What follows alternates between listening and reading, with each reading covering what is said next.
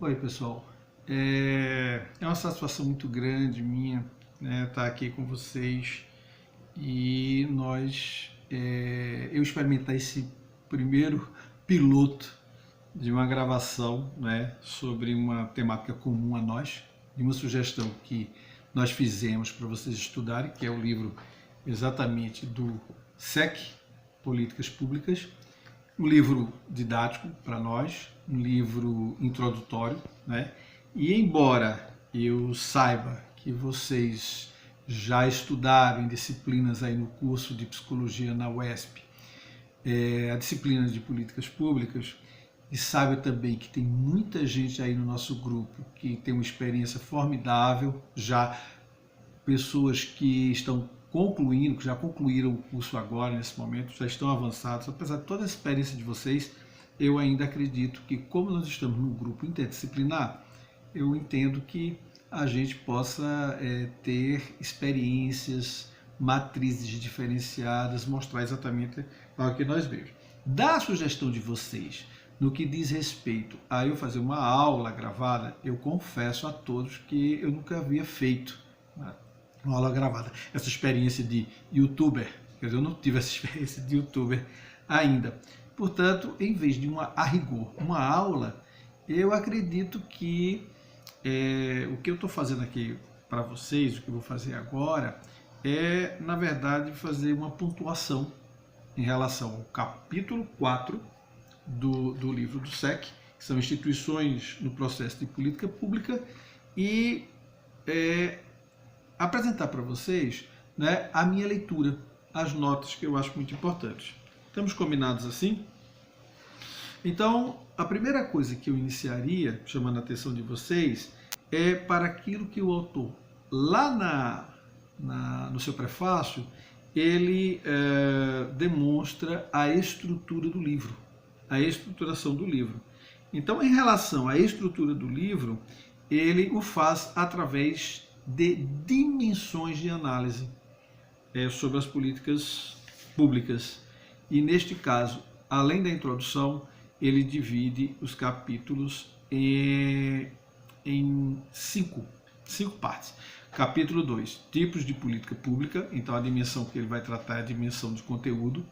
Capítulo 3, que é o ciclo de políticas públicas, ele vai tratar aí a dimensão temporal, ou seja, as fases, que esse também é um capítulo que vocês pediram e que eu vou posteriormente gravar um vídeo tratando especificamente desse capítulo.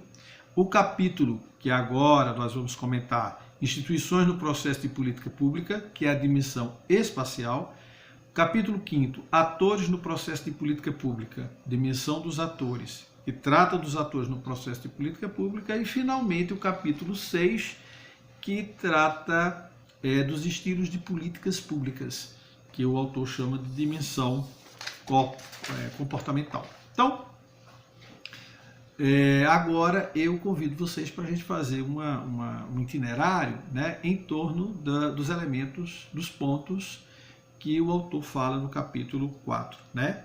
Que, na verdade, se a gente pudesse fazer uma tradução bem simples, de que alguém chegasse para você e perguntasse assim, me diga uma coisa, afinal de contas, de que trata o capítulo 4?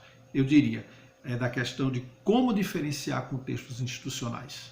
Capítulo 4 do autor, exatamente, você trabalhar nesse sentido. Então, sempre eu costumo fazer o seguinte, que questão ou que questões orientam exatamente o tratamento de um capítulo, quando o autor escreve um capítulo no livro dele, né? A questão que orienta este capítulo é exatamente a seguinte: onde as políticas públicas acontecem? Exatamente, em que arenas, em que espaços? Então, essa questão ela é extremamente importante ao estudioso de políticas públicas, né? Por quê? Por que é importante? Porque as políticas públicas se desenvolvem num cenário político determinado, né? Elas não estão a esmo, elas estão em um local exato, não é isso? E esse cenário político é exatamente o conjunto das instituições, né? Então é necessário que o estudioso, o analista de políticas públicas, ele tenha conhecimento exatamente desse contexto, porque implica no quê? Implica em você entender a dinâmica política, implica em você ter acesso à análise dos comportamentos dos atores neste contexto e, finalmente, os efeitos que as políticas públicas têm sobre nós, sobre nossas vidas. Então, naturalmente que aí está dada a importância pelo autor desse contexto de políticas públicas. Tá certo? Então, quando o autor trata da questão dos lugares, né, de onde é que essas políticas são feitas, observe que no texto ele aponta para dois tipos de esferas. Primeiro, uma esfera que, segundo ele, está relacionada ao lugar mesmo, né, em que elas colocam. Aí pode ser uma cidade, política pública, ela pode ser o lugar ser o Estado, pode ser um país. Então é preciso definir essa arena, essa dimensão, né, espacial da arena onde a política pública ela ocorre. A segunda esfera, além dessa, diz respeito diretamente em referência ao poder. Não ao lugar exatamente, mas ao poder. Então essa política pública ela pode ser formulada no executivo, no poder executivo, ela pode ser formulada no poder legislativo, ela pode ser formulada no poder judiciário, ou seja, em esferas governamentais. Entretanto, essas políticas podem ser criadas, elaboradas em arenas, né, não governamentais. Então é preciso que a gente deixe isso claro. Qual é, ainda em termos de relevância, qual é o sentido desse capítulo, como a gente estava falando inicialmente? É o fato de que, gente, os lugares que a gente está tratando aqui, eles são lugares socialmente construídos. Quer dizer, isto é algo de fundamental importância. Então nós não estamos falando de lugares tão somente no seu aspecto físico, no seu aspecto geográfico, na cidade de Teresina, na cidade de Brasília ou em um país determinado. Não, mas o fato de que quando a gente diz assim, a cidade de Teresina, vamos estudar uma política pública que ela acontece na cidade de Teresina, naturalmente nós estamos falando o quê? De todo um conjunto de elementos que estão dentro desse lugar, esse contexto social, esse contexto político que nós estamos fazendo.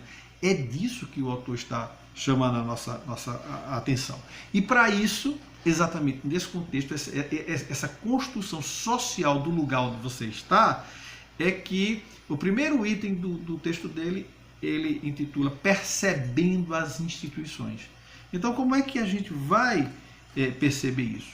Ele parte de uma premissa. Você sabe qual é a premissa? A premissa é que as instituições importam, é que elas, em grande medida, condicionam o comportamento dos atores coletivos e do seu próprio comportamento, do comportamento individual. Então, é de fundamental importância para aqueles que estudam as políticas públicas que eles tenham essa noção de que as instituições, elas, por um lado, incentivam e, por outro, elas limitam o comportamento. Então, veja só, por que nós, em uma determinada sociedade, nós temos um determinado rito, né, através do qual você diz que aquelas pessoas que ali estão fazendo aquela ritualidade, elas ao final dizem que estão casadas, que nós chamamos de casamento. Casamento é uma instituição, um rito. E as formas diversas que essas instituições elas provocam, né, nos seus ritos diferenciados em cada sociedade, não é verdade? Até mesmo dentro de um país como o nosso, que é continental, você pode encontrar determinados hábitos, né, que nós temos que são diferentes em cada lugar. Então a forma da gente agir, a forma de nós nos interrelacionarmos, as interações sociais, as relações sociais, elas em certa medida e num bom grau, elas estão condicionadas a esse ordenamento, a esse processo de institucionalização. Então, tanto individualmente quanto coletivamente, os grupos e nós, pessoas, nós agimos dentro dessa constelação, dentro dessas instituições. Então essa é a premissa básica. As instituições importam. Não há como a gente fazer análises nem de natureza psicológica, nem de natureza sociológica, se nós não temos em mente que essas instituições elas dão contorno e elas nos orientam, tanto através de incentivos, quanto através dos seus limites. E aí, dentro dessa premissa, no interior particularmente da ciência política, duas grandes teorias elas emergiram e tiveram importância em relação aos estudos. Então, são duas teorias tradicionais.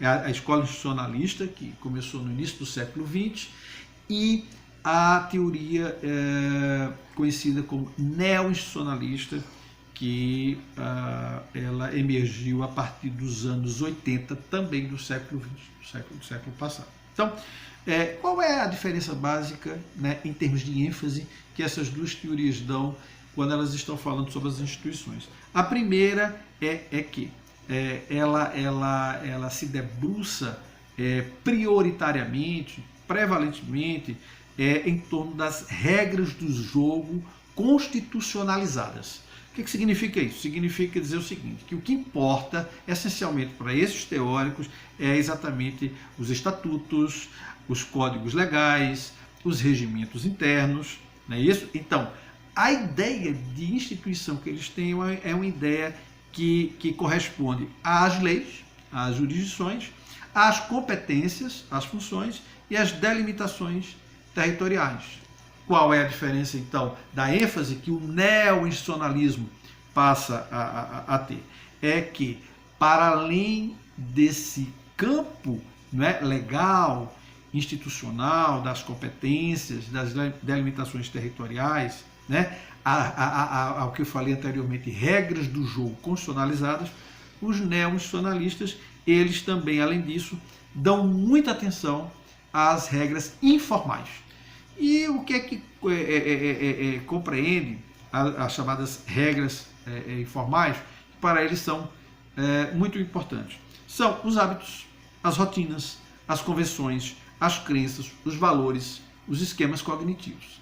Então, nós estamos diante de um contexto que você tem as regras que estão codificadas, positivadas, materializadas ali, como a gente diz assim, preto no branco, estão no papel e que regem, né, os comportamentos da sociedade de uma maneira geral, mas também nós temos assim inúmeras convenções, inúmeros hábitos, inúmeras regras que nós fazemos isso desde que nascemos nós já encontramos essas regras e que em tempos imemoriais e que elas, né, perduram e que elas ordenam e coordenam as ações e interrelações entre os indivíduos. Então, nós que estamos aqui estudando políticas públicas, nós estamos envoltos com as políticas públicas, nós temos que ter muita clareza em relação a isso. Então, essa institucionalidade formal e informal, elas influenciam fortemente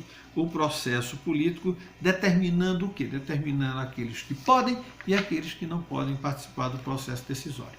Bom, isso aí é essencialmente, em resumo, o que o autor propõe a gente refletir no ponto 4.1. No ponto 4.2 do capítulo 4, o autor intitula Como o analista de políticas públicas lida com as instituições. Então, como é que nós devemos lidar diante das instituições?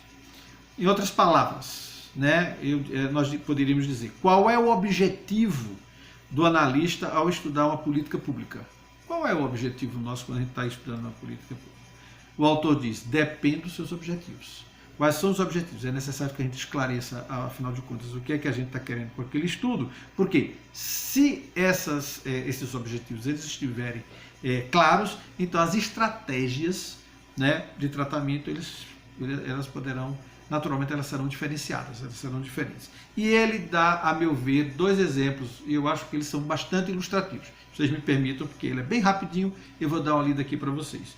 Por exemplo, se o objetivo, diz o autor, se o objetivo da análise é entender o sistema de incentivos e limitações à decisão em um processo de planejamento urbano municipal, por exemplo, né, o analista deverá buscar alcançar uma descrição densa dos limites financeiros, territoriais, organizacionais que circundam o processo de decisão.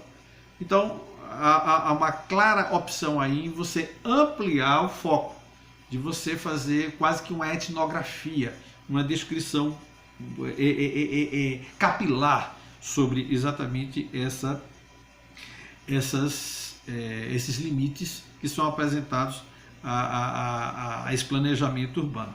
Ou seja, ele deverá também estar atento a instituições formais, como a cultura local, as práticas de decisão e a disposição urbana herdada no passado. Então, ele dá esse exemplo. Se você tiver um tipo de política pública dessa natureza, você pode optar por uma estratégia como essa que te leva a você fazer uma ampla descrição, uma densa e profunda a respeito dessa realidade a que você está submetendo esse planejamento. Agora, um outro exemplo diferenciado. Se o objetivo da análise é a comparação do comportamento de beneficiários, por exemplo, de um subsídio governamental, crédito bancário a baixo custo, e aí ele traz para a gente a exemplo dos agricultores. Então, você pode estar diante de atores que têm o quê? Diferentes culturas. O pequeno produtor, né, o médio produtor ou aquele grande produtor.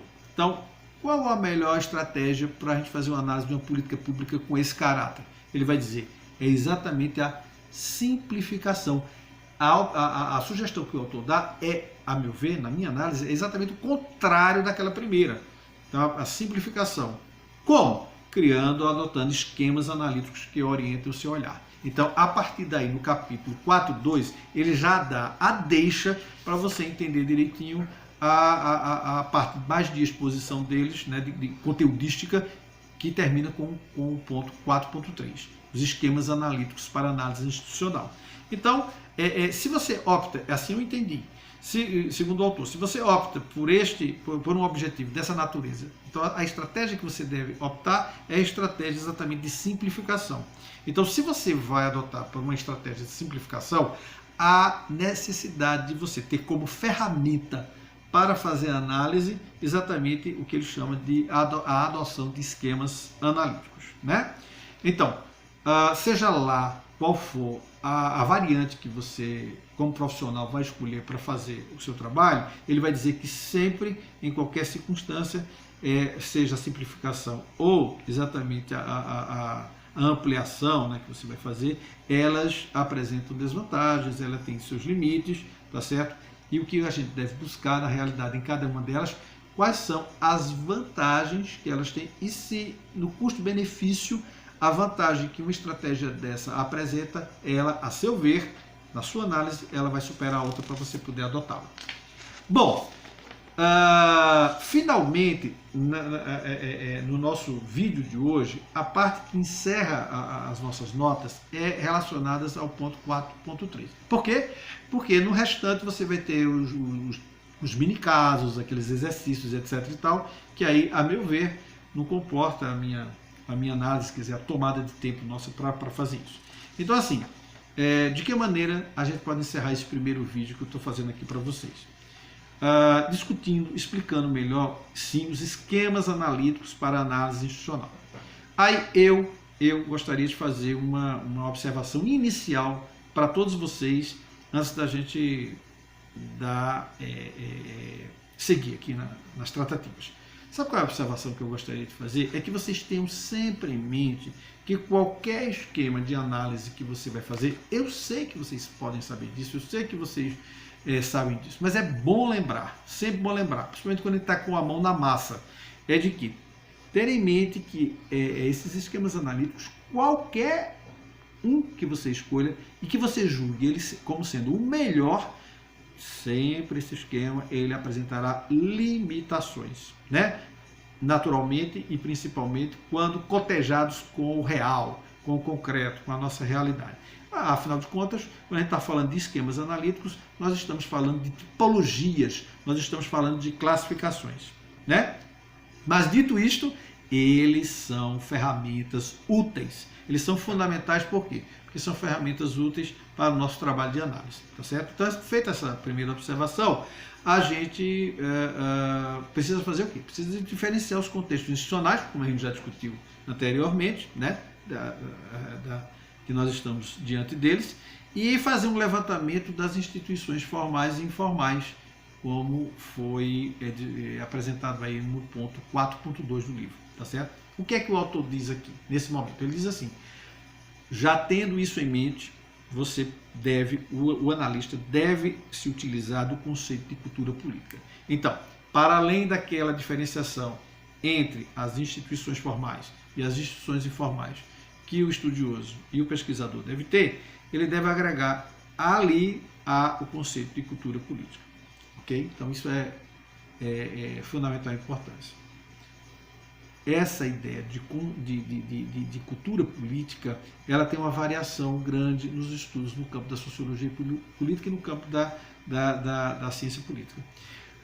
O primeiro esquema analítico, já se tornou clássico, foi apresentado por dois cientistas políticos norte-americanos no ano de 1963, chamados Almond e Weber, num livro já clássico chamado de Civic Culture, né, a cultura cívica, né, e que, segundo esses três autores, existem três tipos de cultura política na sociedade: a cultura paroquial, a submissa e a participativa.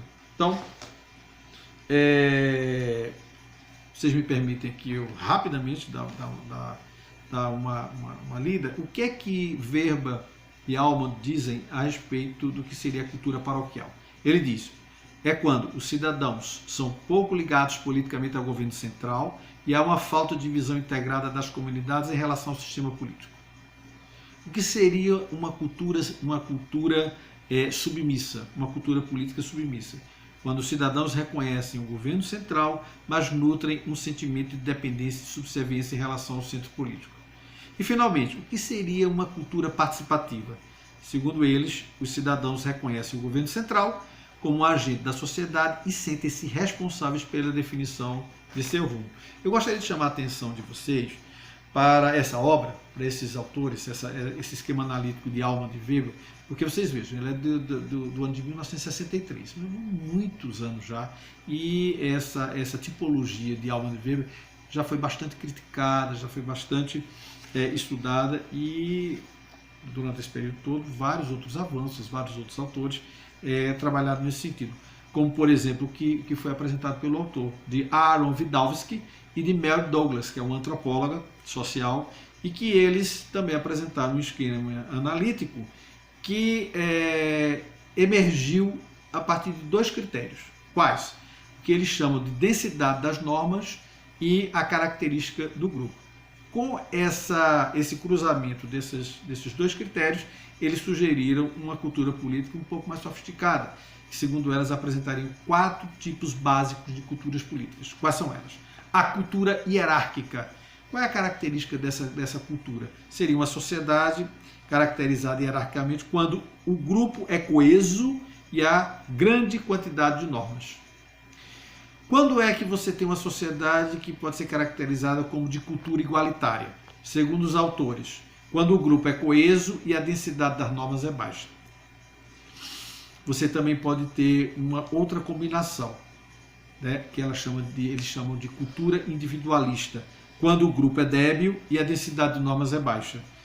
E, finalmente, eles chamam de cultura finalista, aquela sociedade cujo grupo social ele é desestruturado e a alta densidade de normas de convívio. Para que eu não tome o tempo todo e fique lendo o que está aqui no texto, né, exatamente as características de cada um, eu escolhi a última, cultura fatalista, aqui para vocês, para eu dar uma lida e a gente ver como que os autores mais ou menos qualificam, como é que mais ou menos eles trabalham. Os autores dizem aqui, no último parágrafo da página 86, eles dizem: por fim, a cultura política fatalista é resultado do encontro de um grupo social desestruturado e da alta densidade de normas de convívio, baixa discricionariedade individual. Nesse tipo de cultura, problemas públicos são tratados por força da lei, pois há desconfiança quanto à cooperação voluntária individual na produção de bens coletivos.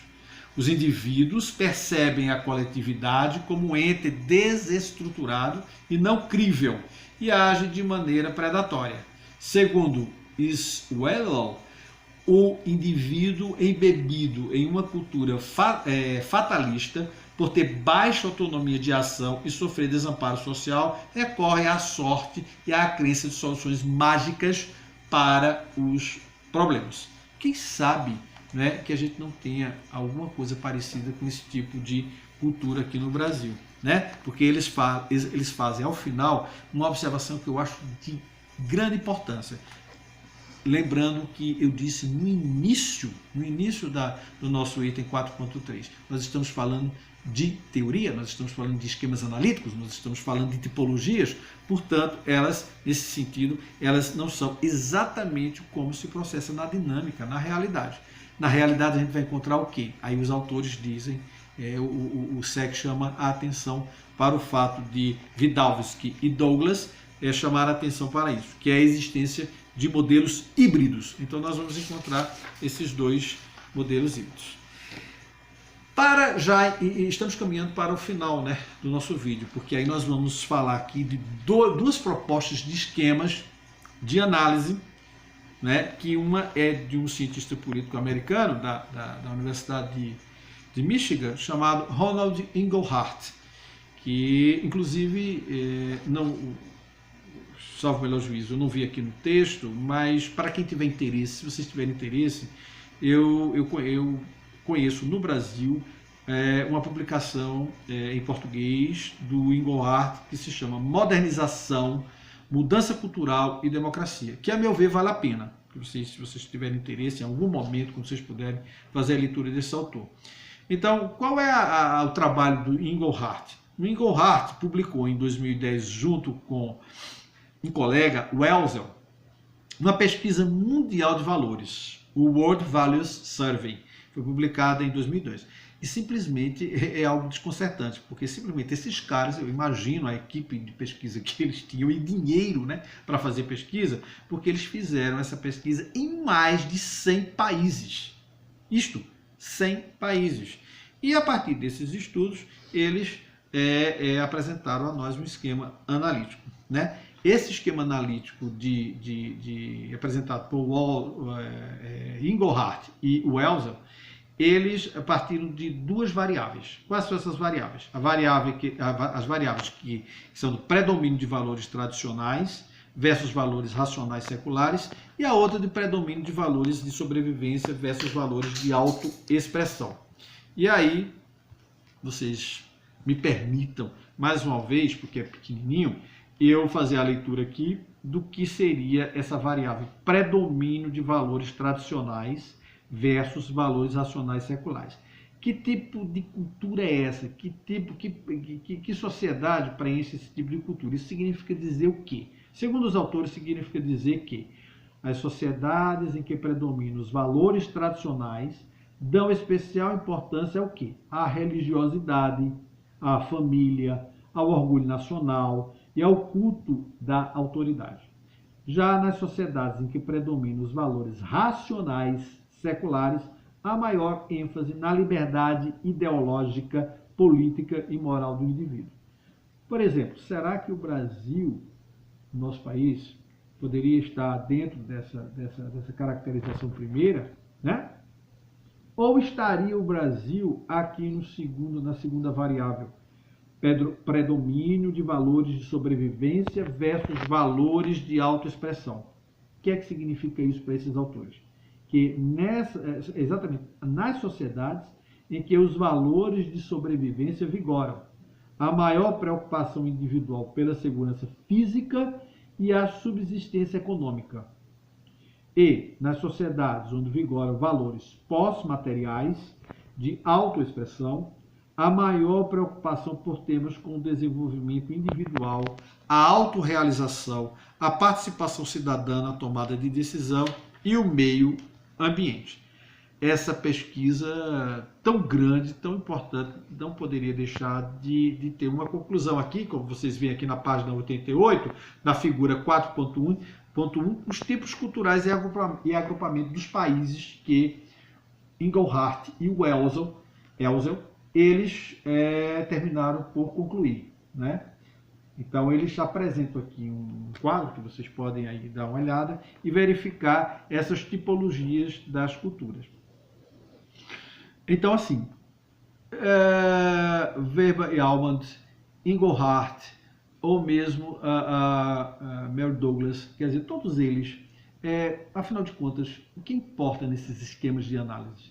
É uma tentativa que esses autores trazem para a gente se municiar de ferramentas para poder fazer as análises necessárias em outros campos, como no caso das políticas públicas. Então, uma coisa que nos parece muito clara: não há possibilidade satisfatória de nós negligenciarmos esse tipo de construção, esse tipo de variável.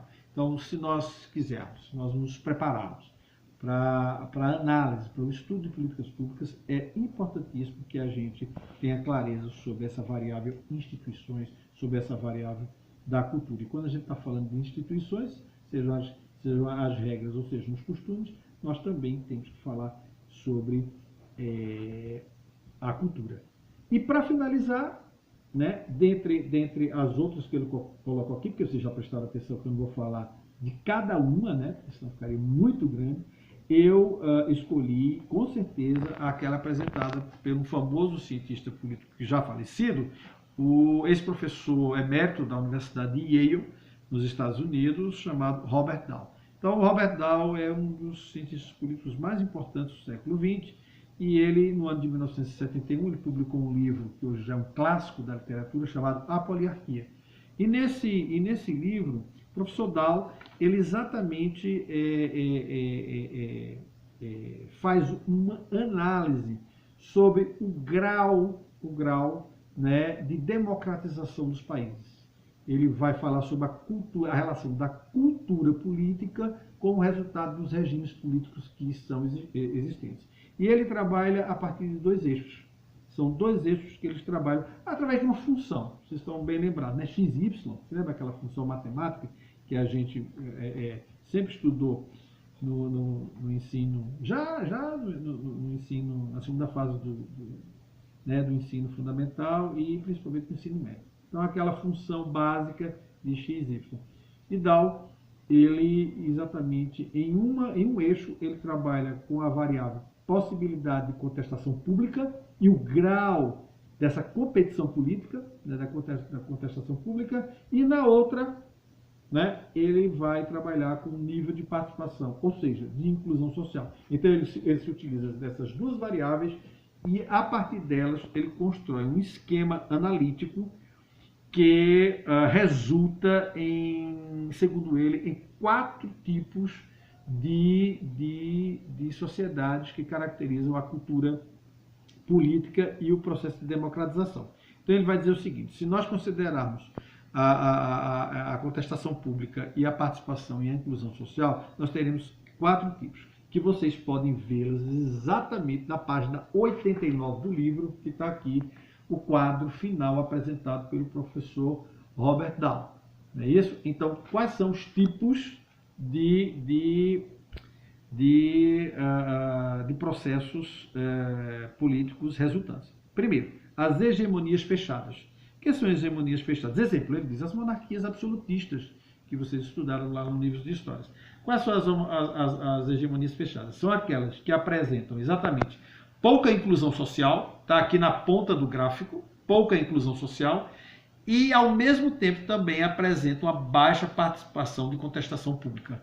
Então, aquelas sociedades que apresentam baixos índices nesses dois vetores, elas são chamadas de hegemonias fechadas. Vocês observem que, muito facilmente, na outra ponta aqui estão as poliarquias. Os exemplos são o quê? São as democracias liberais do mundo contemporâneo. Então, por que são denominadas de poliarquias pelo professor Dahl? Exatamente porque, segundo ele, são aquelas que apresentam, né, o maior nível, o maior grau de inclusão social e aqui também, ao mesmo tempo, o maior grau de participação. Então, quando você encontra o aumento, né, dessas duas aqui, quanto mais próximo você estiver próximo desse ponto aqui do gráfico, você está diante de uma poliarquia. Exemplo, países da Europa Ocidental, o Canadá, o Japão, os Estados Unidos. Então, são países considerados como as principais poliarquias do mundo hoje em dia. Além dessas duas possibilidades, o professor Dahl fala em oligarquias competitivas, e aí ele dá o exemplo do Brasil histórico, a época da política do café com leite, e as hegemonias includentes, que, segundo ele, pode muito bem exemplificar esse tipo a China, o regime político da China, o regime político comunista da China na atualidade.